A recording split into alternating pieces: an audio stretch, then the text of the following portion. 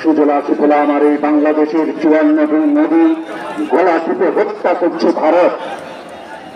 সেই ভারত আমাদের দেশের রাজনীতি নিয়ন্ত্রণ করবে, নদী শাসন করবে, সবকিছু নিয়ন্ত্রণ করবে, তার বরদাস্ত করা যায় না।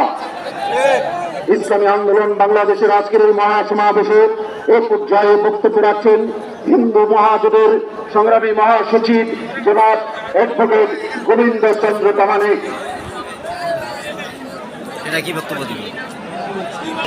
আয়োজিত আজকের এই জনসমুদ্রে আমাদের মাঝে উপস্থিত আছেন এদেশের কোটি কোটি মানুষের আশা আকাঙ্ক্ষার প্রতীক এবং প্রকৃত গণতন্ত্রের জনক পীর সাহেব চরমোনাই।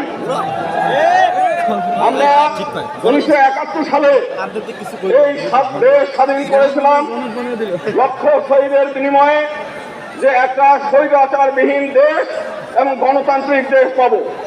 কিন্তু আমরা আজ পর্যন্ত এই দেশে গণতন্ত্র প্রতিষ্ঠিত হয় নাই।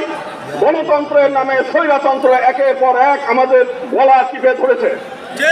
কারণটা হলো এই দেশে এমন একটি গণতন্ত্র আছে যেখানে আপনি 51% ভোট পেলে আপনি ক্ষমতায় যাবেন, আর 49% লোক যারা ভোট পাবে তাদের মতামতের কোনো মূল্য নাই।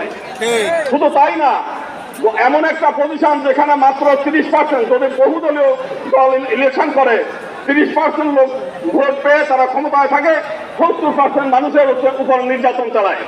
এবং আমরা এর আগে আওয়ামী লীগকে একটা দিয়া ভোট দিয়েছি, আমরা কি পেয়েছি? তারা আমাদের সম্পত্তি, শত্রু সম্পত্তি করেছে, তারা আমাদেরকে নির্যাতন করেছে, আমাদেরকে ভোট ব্যাংক হিসেবে ব্যবহার করেছে। আমরা এইবার সিদ্ধান্ত নিয়েছি, পীর সাহেব চরমোনাই যে সিদ্ধান্ত দিয়েছে যে পিআর সিস্টেমে যদি ভোট হয় হিন্দু সম্প্রদায় ভোট কেন্দ্রে যাবে না, যাবে না। আমরা একই সঙ্গে পৃথক নির্বাচন পদ্ধতি চাই, যে মাইনরিটিদের প্রতিনিধিত্ব মাইনরিটিরা সিদ্ধান্ত নেবে এবং তাদের প্রতিনিধিত্ব তারা নিজেরা নির্বাচন করবে। আমরা তাহলে আমাদের শেষ কথা যে পৃথক নির্বাচন এবং সংরক্ষিত আসন এবং প্রতিনিধিত্বশীল গণতন্ত্র পিআর সিস্টেম, এইটা হলে এদেশের হিন্দু সম্প্রদায় ভোট কেন্দ্রে যাবেন, নাহলে ভোট কেন্দ্রে যাবে না, কোনো ভোটে অংশ নেবে না।